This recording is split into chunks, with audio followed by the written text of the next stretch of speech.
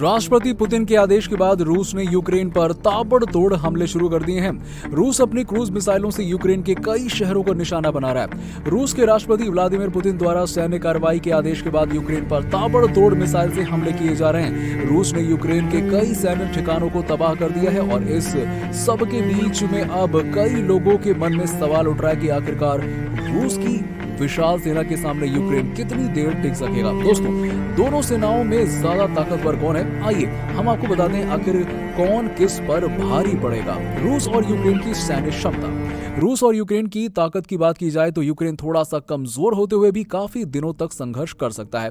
Website globe fire की report के अनुसार रूस शक्तिशाली देशों के मामले में दूसरे पायदान पर है, जबकि यूक्रेन की बात करें तो वो काफी पीछे 22वें स्थान पर है।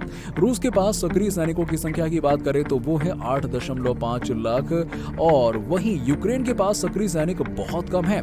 लेकिन रिजर्व सैनिकों की संख्या के मामले में यूक्रेन रूस को टक्कर देता है। दोनों के पास ही रिजर्व सैन्य संख्या बल 2.50 लाख है। वहीं पैरामिलिट्री फोर्स की बात करें तो रूस के पास में 2.5 लाख पैरामिलिट्री फोर्स है, जबकि यूक्रेन के पास में सिर्फ 50,000 पैरामिलिट्री फोर्स है।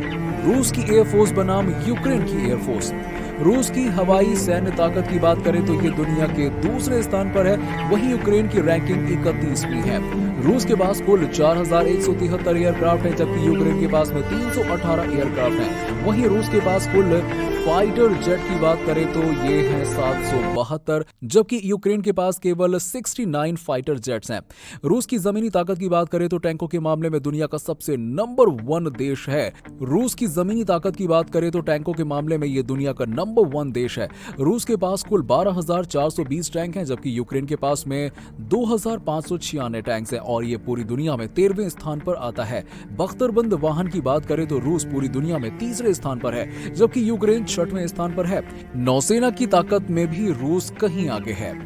हालांकि इस संघर्ष में नौसेनाओं का कोई सीधा संपर्क होने की संभावना नहीं है, फिर भी यूक्रेन के कुल 38 नौसैनिक जहाजों की तुलना में रूस के पास एक विमान वाहक पोत सहित 600 से ज्यादा अधिक नौसैनिक जहाज हैं। समुद्र में छिपकर हमला करने के लिए रूस के पास में 70 पनडुब्बियां हैं, जबकि यूक्रेन के पास में एक भी नहीं है। हालांकि यूक्रेन अमेरिका से ली गई टैंक रोधी मिसाइल से खुद को लैस कर रहा था।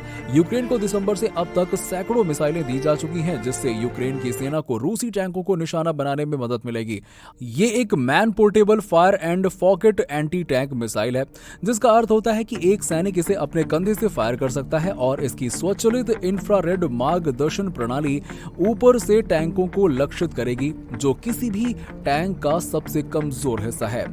यदि नाटो ने यूक्रेन का साथ दिया तो जिस तरह से यूक्रेन नाटो के करीब है और नाटो के कई देश यूक्रेन से लगी सीमा पर अपनी सेना भेज रहे हैं, यूक्रेन के पड़ोसी देशों में नाटो देशों ने सैनिक हथियार और सैन्य वाहन पहुंचाने शुरू कर दिए हैं। उससे ऐसा लगता है कि नाटो यूक्रेन का साथ दे रहा है। ऐसे में यदि नाटो ने उसका साथ दिया तो ये रूस पर भारी पड़ सकता है।